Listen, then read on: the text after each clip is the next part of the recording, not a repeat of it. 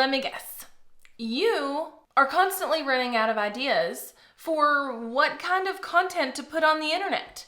You have an Instagram account, but you're like, oh my gosh, I don't know what to post about today. You have a YouTube channel and you're confused about what the next video should be. Or you're putting out content on Facebook or in your newsletter and the content idea well is running dry. I feel ya and I get it, and I also am here to help with 10 content ideas for social media so that you literally never run out of ideas.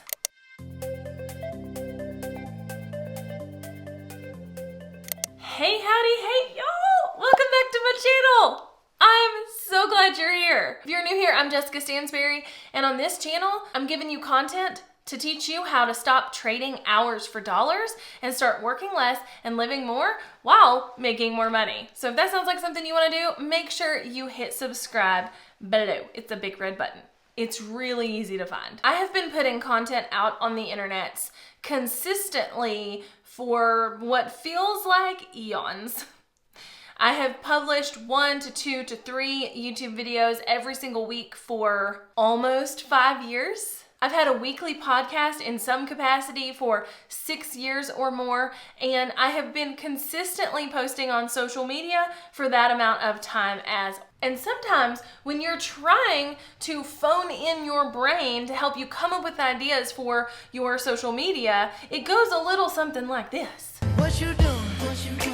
Where you at? Where you at? Oh, you got plans. You got plans. Don't say that. Shut your... So I came up with a list of 10 content ideas that you can literally use on any platform, in any capacity, in any format, to help you have an endless supply of ideas. And we're just gonna bust through them today. Okay. 1, behind the scenes content. People love to see behind the scenes of businesses or lives or people. They love it. If you have a following on Instagram or your email list or YouTube or a podcast, and you can in some way show them the behind the scenes of something. It can be one simple process. It can be a day in the life. It can be anything like that. They are going to love it, I promise. So pull back the curtain and show people behind the scenes of whatever it is you are building online. So for me, as someone who teaches entrepreneurs the things they need to know to work less and live more, and teaches a lot of like passive income content strategy and, information-based business strategy, a really easy or good behind the scenes for me would be to show the behind the scenes of what my day-to-day looks like. Show the behind the scenes of me filming a YouTube video. Show the behind the scenes of me putting together a course, etc., etc. 2, how to. How to do anything. Think of who your ideal client is and what questions they have, and do a how-to video about it. How to start on Instagram. How to fix your own car. How to make $1 million in 10 days. Do a how-to video that is going to help your ideal client or customer get past something that they have been trying to get past. The third thing is very, very similar to a how-to, but it's a little bit different, and that is tutorial-based content. So this could be step-by-step how to do something in a tutorial format. So your how-to content might be more about like how to get from point A to point B, whereas a tutorial is going to show them specific pieces of the puzzle to get something done. So an example would be, so if I'm using like ClickUp as an example, a how-to video could be how to use ClickUp to better organize your business, whereas a tutorial video could be how to use ClickUp, like literally how to use the software. So there's a little bit of a nuanced difference there, so I included them as different things, but you get the point. Let's move on to number 4. Number 4 is a fun one, and that is to redo something that has worked well for you in the past. If you have a specific topic on YouTube that you've done a video about that has worked really well for you, how can you reshape that and redo it in a new, fresh way? Because you know it's going to do well for you, and it's a really easy piece of content for you because you've already done it. Same thing on Instagram or Facebook or your podcast. Is there something that you've done in the past that you know has worked well? If you know that a certain type of Instagram post works best for you, then do more like that. Revamp, redo, reposition things that you've already done. And that's probably several pieces of really, really easy to put together content with like little to no effort. This is actually why people on TikTok repost their successful TikToks months later. They don't even do anything different. They just literally repost a successful TikTok. I haven't tried this specifically with Instagram Reels to see if it'll work, to see if, if I don't know, the algorithm like kicks it out because it's already there or what, but this is why people do that. So I'm not saying necessarily to repost things unless you can and it's not gonna look weird, but find a different angle. Okay, so the last half of this list is actually my favorite half of the list, but I'm gonna talk about today's sponsor, Spreadshop, before we get to the last 5 types of content you can create when you're stuck and you don't know what to do next.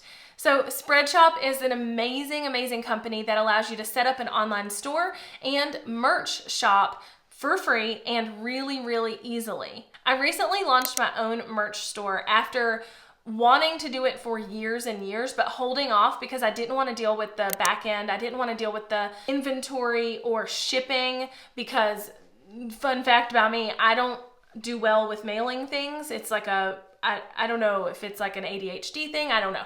But I didn't want to deal with any of that. And I really didn't want to hire a team member to deal with any of that either. And so for years, I have put off launching a merch end of my business, a merch income stream in my business because I didn't want to deal with the headache. And then came Spreadshop. No joke. You design the store for free. You upload your images, you position them the way you want them on the shirts or the sweatshirts or the mugs or the bags or whatever, and then you launch your store to the world completely for free. Then what happens is once someone orders, Spreadshop takes the stuff you don't want to deal with and does it for you. So someone orders a t-shirt or a sweatshirt or 4 different types of your merch, and Spreadshop will actually make it up, package it up, and ship it for you. So you literally never have to touch any of the inventory or deal with any of the headache behind the scenes. Your customers and your followers and your audience gets awesome merch, and you get some cha-ching in your pocket. If you want to sign up for Spreadshop for free, I will put the link in the description below, or you can go to heyjessica.com/Spreadshop. Number 5 is a fun one. Make content around an unpopular opinion that you have that your ideal client or customer will actually care about. So if you teach Instagram strategy and you don't think that hashtags matter, that is going to be a really big disruptive piece of content because every other Instagram strategist in the world is literally telling you to have hashtags. So what unpopular opinion do you have that's relative to your clients or customers, okay, relevant to the people who will eventually buy from you, that you could create a piece of content around and create a piece of content around that? Just recently on Facebook, I ran across a post that was in the glass and lens of a Christian talking about how you should be pouring from an empty cup. And this post, I don't know, it struck some kind of nerve I didn't even know was there. So on Instagram, I went on Instagram and was like, absolutely not, hard stop. I don't care if you are a Christian, if you're a mom, if you're a this, if you're a that, if you're anybody who thinks that you have to give all of yourself to other people because that's what you're supposed to do, hard stop. Full BS, all of it, okay? So I did this post that was an unpopular opinion that was contradicting someone else's post. So that's always fun to do. Now, there is a fine line here in, I think, using your content to bash someone else and then benefiting from that bashing. I don't love that. It's not something I choose to do. So while I was contradicting a post I had seen, I didn't reference the post, I didn't tag the person, nothing like that, because I didn't want that to be the point of the content. I didn't want it to be this is an anti-this post. So you want to be really careful with this, an unpopular opinion. You don't want to bash other people. At least in my eyes, I don't think you do. Obviously, you do you, boo, but some type of unpopular opinion that is going to cause people to go, what? And cause them to want to read, watch, listen to whatever your content, and then you position yourself in that content as someone who really knows what they're talking about and they understand why you have this opinion to begin with. Number 6 is really freaking easy. Easiest piece of content you can ever create. And that is to create content around your story. Your story. in a way that's relevant to why anybody would care that's in your audience. So if I have an audience full of entrepreneurs, my story of childbirth is probably not a relevant story to them. However, if my audience was full of moms and I want to help them bounce back after childbirth, my story of childbirth is really relevant to them, okay? As an entrepreneur, as someone who has an audience full of entrepreneurs and small business owners and people who are side hustling and want to start these businesses, my story of how I started my business is a very important one and very relevant one to them. My story of my first course, my story of how I started on YouTube, any story that is part of my story that will cause them to see themselves in me and understand how I got from point A to point B is a great one. Number 7. Make them feel like they're being seen. I feel like this is a missing piece that a lot of people don't create content around, and that is content that makes the person you want to consume it go, oh, I totally feel that. I totally get that. She gets me.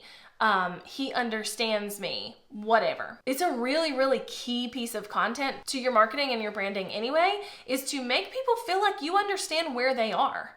Because if you don't understand where they are, how are you going to help them move forward in whatever way you do that, right? I say this a lot about Instagram Reels. So many people think they need to have tutorials in their 30-second Reels and pack as much information into 30 seconds as possible. And I disagree. I think that your 30-second Reels, their full purpose is to cause the person you're wanting to get it in front of to go, oh my gosh, yes. Oh my gosh, she gets me. Oh yes, I've so been there. Then once they follow you, you can then teach to them. You can then provide the tutorials because then they're there, right? So creating content that makes people feel seen, that makes them feel validated, that makes them feel understood. This is why personality trait content does so well on the internet in general. If you've followed any bit of an Enneagram Instagram or an Enneagram YouTube channel or whatever, that's why this does so well. Because by talking about certain Enneagram types or by talking about, certain Myers-Briggs types, you are making people feel seen. So see where you can do that in your own business and in your own content, and do it. Number 8. And this one is one that certain niches and certain types of content creators just do naturally, but I think it's one that most people can tap into, and that is motivation. What type of content can you create to motivate your ideal client or customer? What subjects can you talk about to feed into the motivation of them moving forward? How can you motivate them? Maybe it's a simple, quick little story about how you found motivation. Maybe it's a video about how you went from point A to point B. So this is part of your story, which was one of our options, but it's also motivating to the people who are watching it. So don't forget to motivate your audience, when you can anyway. All right, we're almost done. And this one is a fun one. This is one that I want to do. I have done on Instagram, but I want to do more of in all my content streams. And that is advice to your past self. There's always somebody out there in the world who was in the position you were in at one point and needs to see stories about how you got out of it. So being able to say advice to my 15-year-old self as a 30-year-old, or advice to myself in college 10 years later, or advice to my newlywed self, or advice to whatever. Going back in time and putting yourself in the position you were in at that moment and giving yourself advice is not only awesome for you to be able to step back into that moment and see how far you've come, but it's also going to motivate your audience to say, you know what, if she was there just 5 years ago and she is where she is now, or if she had that experience and she got past it, then maybe I can too. All right, last one, and this is a fun one too. I saved some of the best ones for last. Income reports or some type of money talk. Now, this is specific if you are in an entrepreneurial space, if you are teaching B2B. A lot of B2C content, they're not really going to care about your income, but they could care about like how you started a budget or why, doing this thing financially was really successful for you or whatever. So you can definitely incorporate this if you're B2C, but it's going to lean more towards a money talk rather than an income report.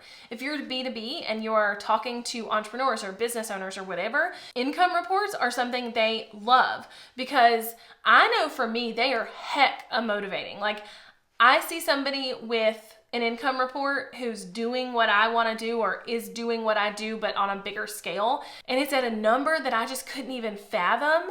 I'm like, okay, all right, if they can do it, I can do it. It's very, very motivating. But not only is it motivating, it's informative. It is helping them see how, X, Y, or Z person does this thing that they may feel like they don't know anything about. Income reports and money talks in general are a really fun tactical piece of content that almost everybody can tap into in some way. I told you that was going to be a fun one. Wasn't it fun? And now you have a list of 10 content ideas that you can write down and always refer back to if you're stuck and you don't know where to move forward with your next piece of content. To breeze through them again, and I'll put them on the screen so you can take a screenshot. I'll list out all 10 again just so you remember what they are and you can make your list and we can go forward. Behind the scenes, how-to, tutorial, a new angle on something that has done well for you in the past, an unpopular opinion, your story, content that makes your audience feel seen and heard, motivation, advice to your past self, and income reports or money talks. So hopefully this was really helpful. Comment below and let me know which of these types of content you enjoy, one, creating, and two, consuming from other people. I'd love to hear about it. And until next time, bye y'all.